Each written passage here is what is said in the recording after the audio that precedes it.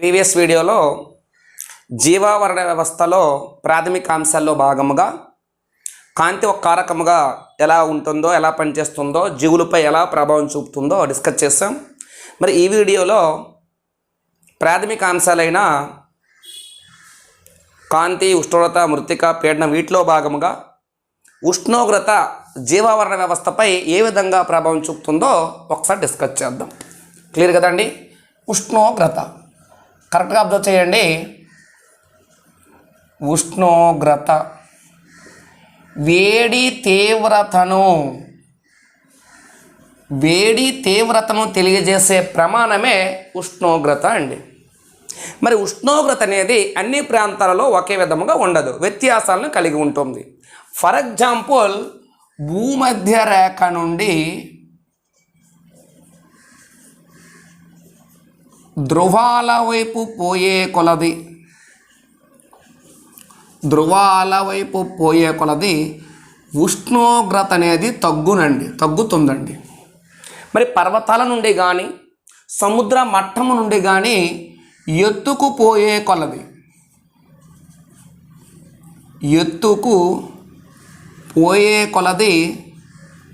ఉష్ణోగ్రత తగ్గుతుందండి. క్లియర్ కదండి? మరి ఇటువంటి ఉష్ణోగ్రత ప్రభావం సరస్సులలో ఏ విధంగా ఉష్ణోగ్రత ప్రభావం ఉంటుందో ఒక్కసారి చూద్దామండి. సరస్సులో ఉష్ణోగ్రత ప్రభావం, సరస్సులలో ఉష్ణోగ్రత ప్రభావం ఏ విధంగా ఉంటుందో చూద్దాం. ఇక్కడ మనకి ఉష్ణ స్థరీభవనం గురించి ముందు అవగాహన ఉండాలండి. ఉష్ణ స్థరీభవనం కరెక్ట్గా చూడండి. ఉష్ణ స్థరీభవనం అంటే ఉష్ణోగ్రతల్లో వ్యత్యాసాల వలన సరస్సుల్లో కొన్ని పొరలు ఏర్పడతాయి, కొన్ని స్థరాలు ఏర్పడతాయి. దాన్ని ఉష్ణ స్థరీభవనం అంటారండి. సమశీతోష్ణ సరస్సులలో ఋతువులు మారడం వల్ల ఉష్ణ స్థరాలు ఏర్పడతాయి. ఆ ప్రక్రియ ఉష్ణ స్థరీభవనం. మరి సరస్సులలో 4 డిగ్రీల సెంటీగ్రేడ్ వద్ద నీటికి అధిక సాంద్రత ఉంటుందండి. 4 డిగ్రీల సెంటీగ్రేడ్ వద్ద నీటికి అధిక సాంద్రత ఉంటుంది. మరి 4 డిగ్రీల సెంటీగ్రేడ్ కంటే పెరిగినా లేదా 4 డిగ్రీల సెంటీగ్రేడ్ కంటే ఉష్ణోగ్రత తగ్గినా నీటి సాంద్రత అనేది తగ్గుతుంది. Important point. మనకి టెక్స్ట్ బుక్లో క్లియర్గా 4 డిగ్రీల సెంటీగ్రేడ్ అనే డెన్సిటీ కొద్దిగా డి అనే అక్షరం పెద్దగా కనిపిస్తుంది. తర్వాత చూడండి ఇలా ఉంటుంది, ఇలా తగ్గుతుంది. పెరిగినా తగ్గినా తగ్గును. క్లియర్ కదండి? మరి ఇటువంటి ఉష్ణ స్థరీభవనంలో మనకు ఒక 2 రకాలు చెప్పాడండి ఇక్కడ. ఒకటి గ్రీష్మకాల స్థరీభవనం, దీన్నే వేసవికాల స్థరీభవనం అంటారండి. వేసవికాల స్థరీభవనం. అదే విధముగా శీతాకాల స్థరీభవనం, దీన్నే స్తబ్దత అన్నాడండి. స్తబ్దత. గ్రీష్మకాల స్థరీభవనం కరెక్ట్గా చూడండి. గ్రీష్మకాలములో అంటే వేసవి కాలములో ఉష్ణోగ్రత ఎక్కువగా ఉండడం వలన సరస్సు పై భాగంలో ఉష్ణోగ్రత ఎక్కువగా ఉంటుందండి. అయితే ఇక్కడ చిన్న అంశం చూడండి. గ్రీష్మకాల స్థరీభవనం తీసుకుంటే మరి గ్రీష్మకాలంలో సరస్సులో ఒక 3 పొరలు ఏర్పడతాయండి.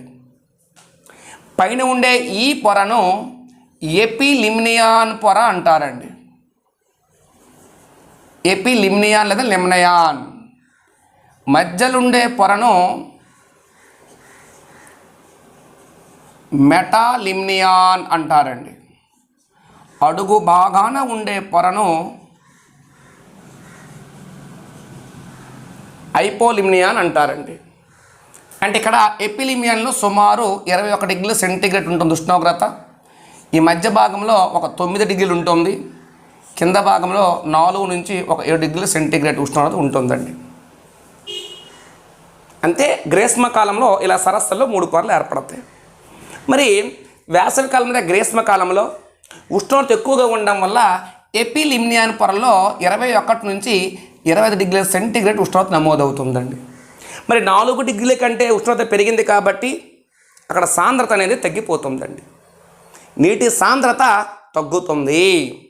మరి ఇక్కడ కాన్సెప్ట్ చూడండి, అడుగు భాగంలో కాంతి వెళ్ళకపోవడం వల్ల కిరణజన్య సమీకరణ జరగకపోవడం వల్ల ఆక్సిజన్ అనేది తక్కువగా ఉంటుందండి.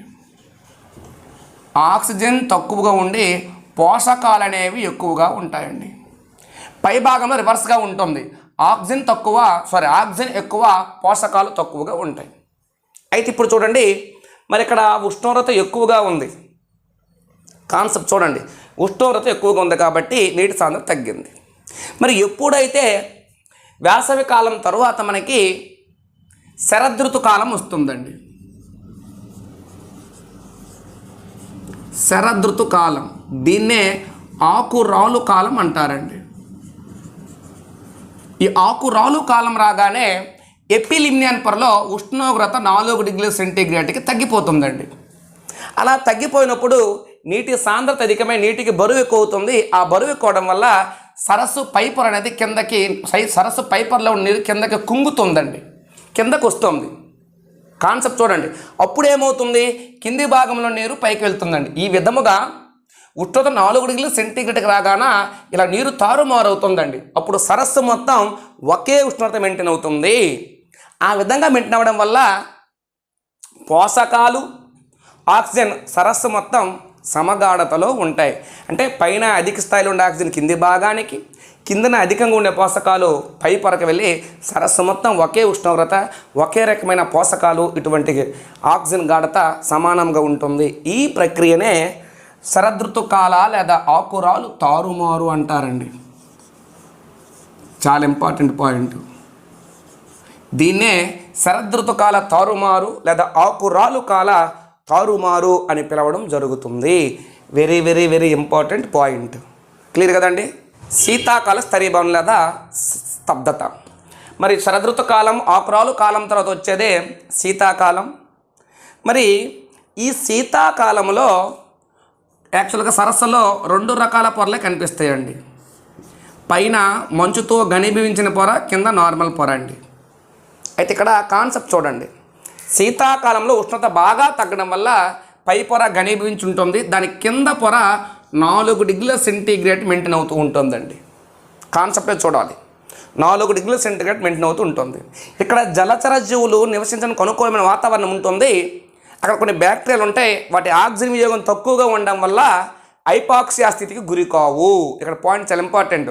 ఇక్కడ యాక్చువల్గా అయితే 4 డిగ్రీల సెంటీగ్రేడ్ కాబట్టి ఆక్సిజన్ యాక్చువల్గా అయితే తక్కువగా ఉంటుంది. యాక్చువల్గా నార్మల్గా అయితే, అంటే మరీ తక్కువ కాదు, నార్మల్గా కొంత పర్వాలేదు. తక్కువ ఆక్సిజన్ ఉన్నప్పటికీ ఇక్కడ బ్యాక్టీరియాల గట్ట ఆక్సిజన్ అంత అవసరం లేదు కాబట్టి ఆక్సిజన్ కొరత ఏర్పడదు, హైపాక్సియా స్థితికి రావు. కాన్సెప్ట్ అర్థమైంది కదండి. కింది భాగంలో పోషకాలు ఎక్కువగా ఉంటే ఆక్సిజన్ తక్కువగా ఉంటుంది, కామన్ అది. ఇక్కడ దీంతో పోల్చుకుంటే తక్కువ, కానీ హైపాక్సియా స్థితికి రావు. మరి ఎప్పుడైతే శీతాకాలం తర్వాత వచ్చే ఋతువు మీకు తెలుసు, అదేంటంటే అది వసంత ఋతువు.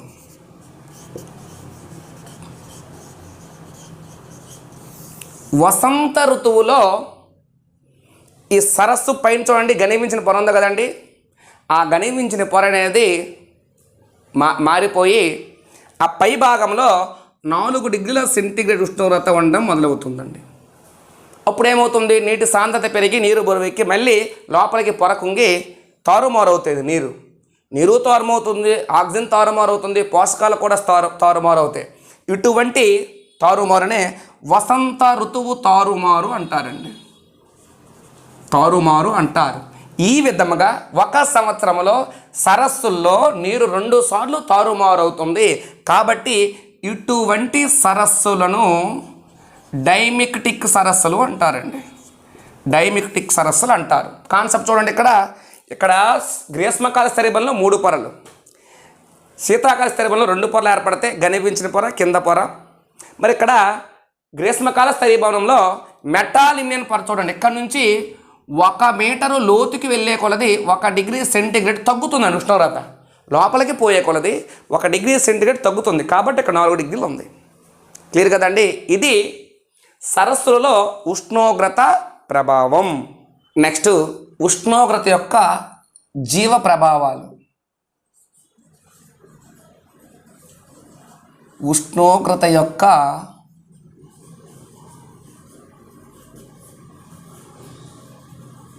జీవ ప్రభావాలు చూడండి. ఇందులో భాగంగా 1 ఉష్ణోగ్రత సహనం అండి. ఉష్ణోగ్రత సహనం కరెక్ట్గా చూడండి. ఇందులో ఒక 2 రకాల జీవుల కోసం డిస్కస్ చేయాలండి. అవి ఏంటంటే యూరిథర్మల్ జీవులు, రెండోది స్టీనోథర్మల్ జీవులు.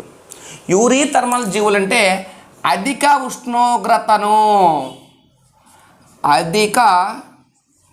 ఉష్ణోగ్రత మార్పులను తట్టుకునే అనుకూలనాలను కలిగి ఉంటాయి.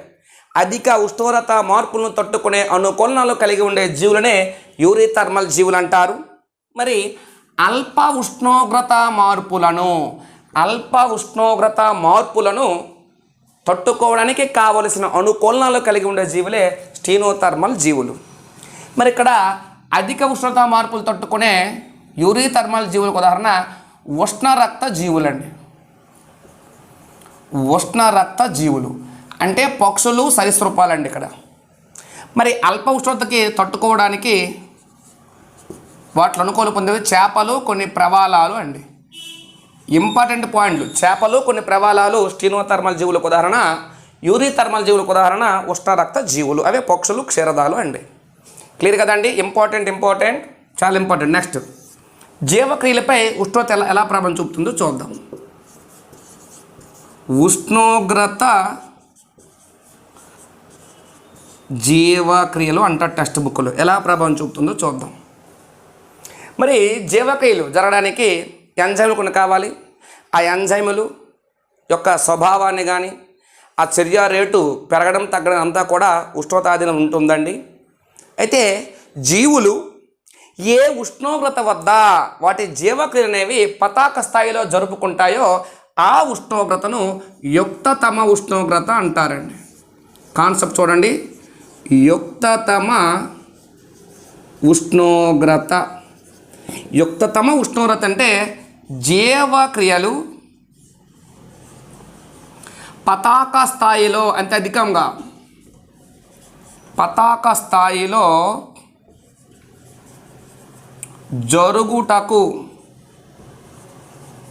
కావలసిన ఉష్ణోగ్రత. అంటే ఏ ఉష్ణోగ్రత వద్ద జీవక్రియలు పతాక స్థాయిలో జరుగుతాయో ఆ ఉష్ణోగ్రతనే యుక్తతమ ఉష్ణోగ్రత అంటారండి. క్లియర్ కదండి. నెక్స్ట్ ఇంకొక పదం ఇక్కడ మనం తెలియాలి. కనిష్ట ప్రభావ ఉష్ణోగ్రత. కనిష్ట ప్రభావ ఉష్ణోగ్రత అంటే చూడండి, ఏ కనిష్ట ఉష్ణోగ్రత వద్ద, ఎక్కడైతే తక్కువ ఉష్ణోగ్రత వద్ద మాత్రమే వాటి జీవక్రియలు బాగా జరుగుతాయో అటువంటి ఉష్ణోగ్రతను కనిష్ట ప్రభావ ఉష్ణోగ్రత అంటారు. అంటే కనిష్ట ఉష్ణోగ్రత వద్ద జీవక్రియలు పతాక స్థాయిలో జరగడం అండి. కనిష్ట ఉష్ణోగ్రత వద్ద జీవక్రియలు జరగడం.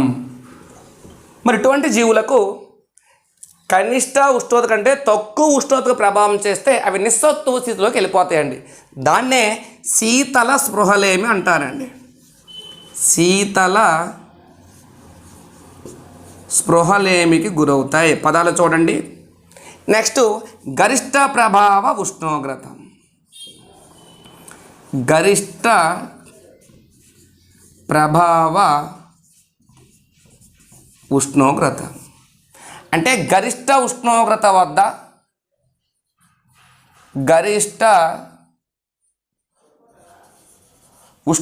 వద్ద జీవక్రియలు జరగడం అండి.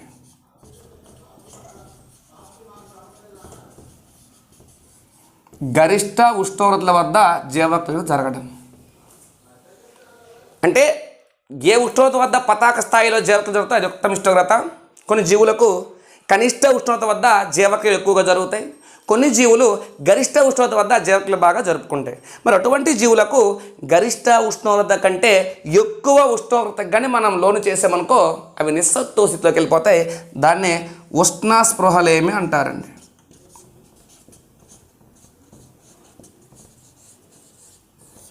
ఉష్ణ స్పృహలేమి అంటారు.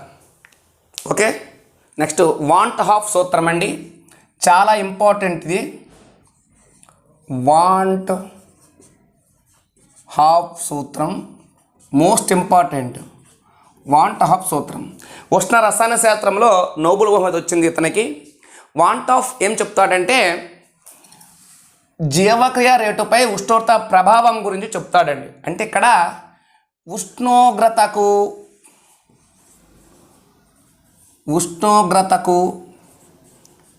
జీవక్రియ రేటుకు మధ్య గల సంబంధం గురించి ఈ వాంట్ ఆఫ్ సూత్రం తెలుపుతుందండి. అంటే ప్రతి 10 డిగ్రీల సెంటీగ్రేడ్ కంటే ఎక్కువ అవుతున్నప్పుడు ఉష్ణోగ్రత, అంటే ప్రతి 10 డిగ్రీల సెంటీగ్రేడ్కు ఉష్ణోగ్రత అనేది జీవక్రియ అనేది రెట్టింపు అవుతుందండి. ప్రతి 10 డిగ్రీల సెంటీగ్రేడ్ ఉష్ణోగ్రతకు అక్కడ జరిగే జీవక్రియ రెట్టింపు అవుతుంది అని తెలిపే సూత్రమే వాంట్ ఆఫ్ సూత్రము. ఇది ఉష్ణోగ్రతకు జీవక్రియ రేటుకు మధ్య సంబంధాన్ని తెలియజేస్తుంది. క్లియర్ కదండి. మరి ఇక్కడ ఈ వాంట్ ఆఫ్ అనే శాస్త్రవేత్త Q10 విలువండి. Q10 విలువ అంటే ఉష్ణోగ్రత గణకం, అదే గుణకం విలువండి. ఉష్ణోగ్రత గుణకం విలువ గురించి చెప్తాడండి. అది ఎప్పుడు 2గా ఉంటుంది. అంటే ఉష్ణోగ్రత గుణకం అంటే కాన్సెప్ట్ చూడండి. Q10 ఈజ్ ఈక్వల్ x డిగ్రీల సెంటీగ్రేడ్ వద్ద జీవక్రియ రేటు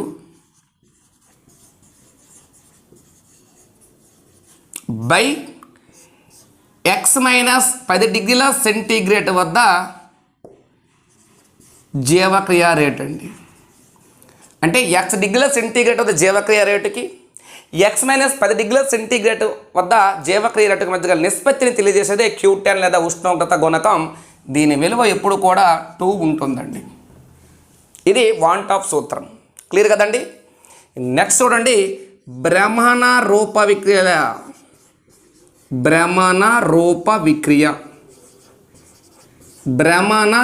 విక్రియ అంటే కొన్ని జంతువులు ఋతువులను బట్టి శరీర ఆకృతి అనేది మార్చుకుంటాయి. శరీర ఆకృతిలో మార్పులు, ఋతువులను బట్టి శరీర ఆకృతిలో మార్పులనే భ్రమణ విక్రియ లేదా భ్రమణ రూప విక్రియ అంటారండి. దీనికి బెస్ట్ ఎగ్జాంపుల్ డాఫ్నియా అనే జీవండి. డాఫ్నియా, దీన్నే వాటర్ ఫ్లీ అంటారండి. డాఫ్నియా లేదా వాటర్ ఫ్లీ అనే ఒక జీవి. ఇది క్రస్టేసియా ఉపసమూహం లేదా ఉపవిభాగంలో చాలా ఇంపార్టెంట్ అండి. ఇది క్లాడోసెరన్ క్రమానికి చెందినది. క్లాడోసెరన్ క్రమం, క్రస్టేసియా ఉపసమూహంలో క్లాడోసెరన్ క్రమానికి చెందిన డాఫ్నియాలో కోకర్ అనే శాస్త్రవేత్త అండి. కోకర్ అనే శాస్త్రవేత్త ఈ భ్రమణ విక్రియ లేదా భ్రమణ రూప విక్రియను కనుగొన్నాడు. మరి డాఫ్నియా కరెక్ట్గా చూడండి. ఈ డాఫ్నియా అనే జీవి శీతాకాలములో ఈ జీవి యొక్క తల గుండ్రముగా ఉంటుందండి. గుండ్రముగా ఉంటుంది. క్లియరా? మరి వసంతకాలములో దీని తల హెల్మెట్లా మారుతుందండి. హెల్మెట్ లాగా ఉంటుంది వసంతకాలంలో. తర్వాత వేసవి కాలం లేదా గ్రీష్మకాలం, వేసవి కాలంలో పెద్ద పరిమాణంలో పడగ వలె ఉంటుందండి. ఒక పడగ వలె ఉంటుంది పెద్ద పరిమాణంలో. మళ్ళీ శరదృతువులో, అదే శరద్ కాలంలో పరిమాణం చిన్నదిగా ఉంటుందండి. మళ్ళీ పరిమాణం చిన్నది. మళ్ళీ శీతాకాలం వస్తప్పటికి మళ్ళీ గుండ్రముగా మారుతుంది. తర్వాత ఇలాగా చూడండి, ఇలాగా భ్రమణ విక్రియను చూపుతుంది. ఋతువులను బట్టి భ్రమణ విక్రియ చూపడమే ఏంటంటే అది భ్రమణ రూప విక్రియ. మరి దీనిపై కూడా ఉష్ణోగ్రత ప్రభావం అనేది ఉంది. క్లియర్? నెక్స్ట్ ఉష్ణోగ్రత అనుకూలనాలు అండి. నెక్స్ట్ ఉష్ణోగ్రత అనుకూలనాలు అంటే ఉష్ణోగ్రతకు ఎటువంటి అనుకూలనాలు జీవి శరీరంలో ఏర్పడతాయో చూడండి. ఉష్ణోగ్రత అనుకూలనాలు. ఉష్ణోగ్రత అనుకూలనాలు ఇక్కడ 3 రకాలండి. ఒకటి ప్రవర్తన అనుకూలనాలు, 2 స్వరూప అంతర్నిర్మాణ అనుకూలనాలు, 3 శరీర ధర్మ అనుకూలనాలు అండి. ఒకటి ప్రవర్తన అనుకూలనాలు. వాటి ప్రవర్తనలో ఉష్ణోగ్రత నుండి తప్పించుకోవడానికి వాటి ప్రవర్తనలో మార్పు వస్తుందండి. ఎగ్జాంపుల్ ఎడారి బల్లి. బయట ఉష్ణోగ్రత ఎక్కువగా ఉంటే నీడలోకి, బయట ఉష్ణోగ్రత తక్కువగా ఉంటే నీడ నుండి వెళ్ళి బయటకు వస్తుందండి. అంతే, దాని ప్రవర్తనలో మార్పు వచ్చింది. దాన్నే ప్రవర్తన అనుకూలనాలు అంటారు. ప్రవర్తన అనుకూలనానికి ఉదాహరణగా ఎడారి బల్లి మనం చెప్పుకుందాం. మరి స్వరూప అంతర్నిర్మాణ అనుకూలనాలు అన్నారండి. మరి ధ్రువ ప్రాంతపు సముద్రాల్లో నివసించే జలచర క్షీరదం సీల్ అండి. ఈ సీల్ అనే జలచర క్షీరదంలో బ్లబ్బర్లు అనే ఒక కొవ్వు పొర ఉంటుందండి. ఇది ఉష్ణబంధకంగా పనిచేస్తుంది. బ్లబ్బర్స్ అనేవి ఉంటాయి. మరి శీతల ప్రాంతం, ఆ ధ్రువ ప్రాంతాల్లో నివసించే జీవులకు అధిక దేహ ద్రవ్యరాశి ఉంటుందండి. అధిక దేహ ద్రవ్యరాశి ఉంటుంది. అధిక దేహ ద్రవ్యరాశి ఏం చేస్తుందంటే ఉష్ణాన్ని బయటకు పోకుండా కాపాడుతుంది. చాలా ఇంపార్టెంట్ పాయింట్ ఇది. క్లియర్ కదండి? మరి ఇక్కడ మనకి ఒక 2 నియమాలు ఇక్కడ మనం నేర్చుకుంటే ఈ స్వరూప అంతర్నిర్మాణ అనుకూలనాలు అర్థమవుతాయండి. ఒకటి బెర్గ్మెన్ నియమం, రెండవది ఎలన్స్ నియమం అండి. ఎలన్స్ నియమం, బెర్గ్మెన్ నియమం, ఎలన్స్ నియమం. బెర్గ్మెన్ నియమం ఏం చెప్తుందంటే దేహ ఉపరితల వైశాల్యానికి, దేహ ఘనపరిమాణానికి మధ్యగల నిష్పత్తి లేదా సంబంధంను తెలుపుతుందండి. దేహ ఉపరితల వైశాల్యం, దేహ ఘనపరిమాణానికి మధ్యగల నిష్పత్తిని తెలియజేసే నియమే బెర్గ్మెన్ నియమం. ఇంపార్టెంట్ పాయింట్ ఇది. మరి బెర్గ్మెన్ నియమం ప్రకారం శీతల ప్రాంత స్థిరోష్ణ జీవులు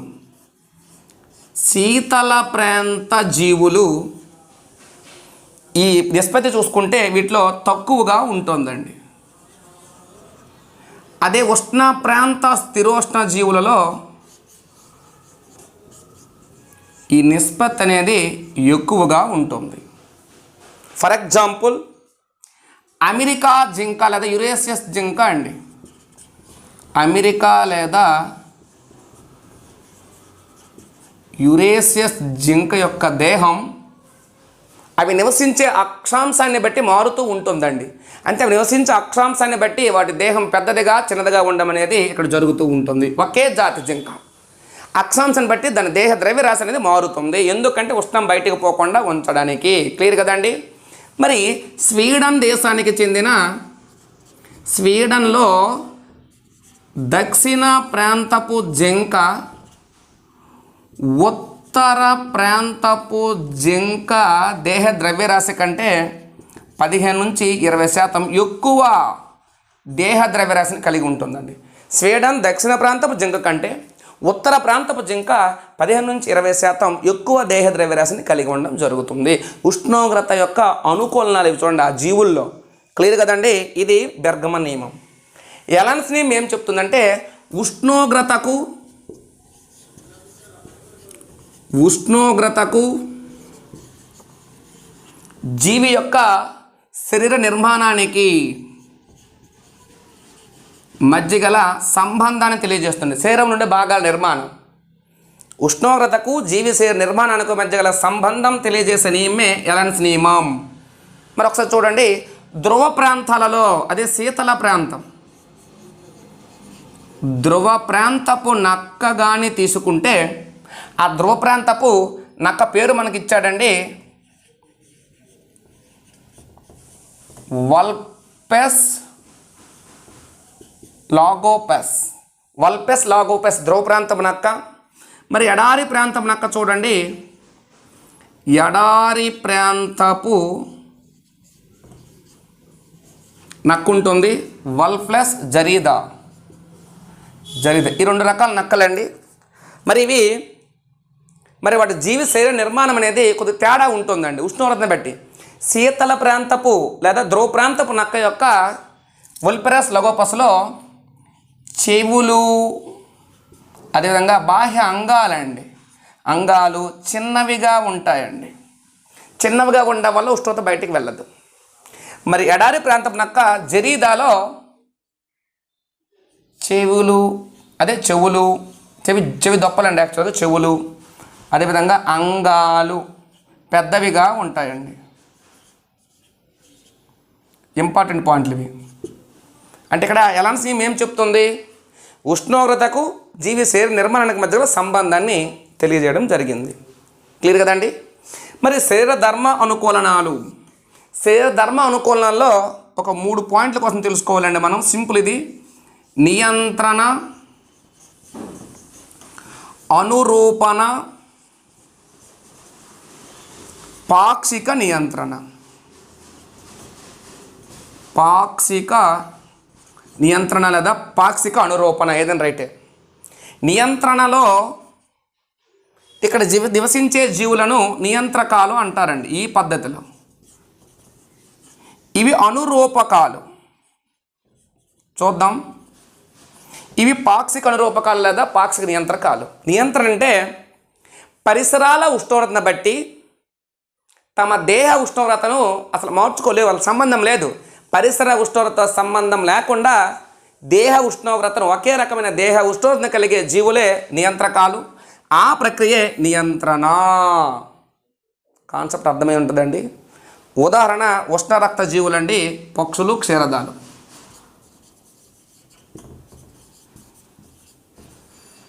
పక్షులు, క్షీరదాలు. అనురూపకాలు లేదా అనురూపణ అంటే దేహ ఉష్ణోగ్రతను బట్టి, అంటే దేహ ఉష్ణోగ్రత అనేది పరిసరాల్లో ఉండే ఉష్ణోగ్రతను బట్టి మారుతుందండి, మారుతుంది. ఉదాహరణ కొన్ని అకశేరుకాలు, చేపలు, ఉభయచరాలు మొదలైనవండి. చేపలు, ఉభయచరాలు, కొన్ని అకశేరుకాలు మొదలైనవి. అంటే పరిసర ఉష్ణోగ్రత బట్టి దేహ ఉష్ణోగ్రత మారితే అనురూపణ, పరిసర ఉష్ణోగ్రత సంబంధం లేకుండా దేహ ఉష్ణోగ్రత స్థిరంగా ఉంటే నియంత్రణ. పాక్షిక అనురూపణ అంటే కొంతవరకు ఇవి నియంత్రకాలుగా, కొంత తరువాత అనురూపకాలుగా, లేదా కొంతవరకు అనురూపకాలుగా, కొంత తరువాత నియంత్రకాలుగా మారుతుంది. అదే పాక్షిక నియంత్రణ. ఎగ్జాంపుల్ ఇంపార్టెంట్ ఒంటె. ఈ రెండింటికి మనకు టెస్ట్ బుల్ ఎగ్జాంపుల్ ఇవ్వలేదు, కానీ నార్మల్ చెప్పాను నేను. పాక్షిక నియంత్రణ లేదా పాక్షిక అనురూపకాలకి ఉదాహరణ ఒంటె. క్లియర్. నెక్స్ట్ వలస. చూడండి, శీతాకాలపు చలి తీవ్రతను తట్టుకోవడానికి చాలా పక్షులు ఒక ప్రాంతం నుంచి మరొక ప్రాంతానికి వెళ్తాయండి. దాన్నే వలస అంటారు. ఫర్ ఎగ్జాంపుల్ రాజస్థాన్లోని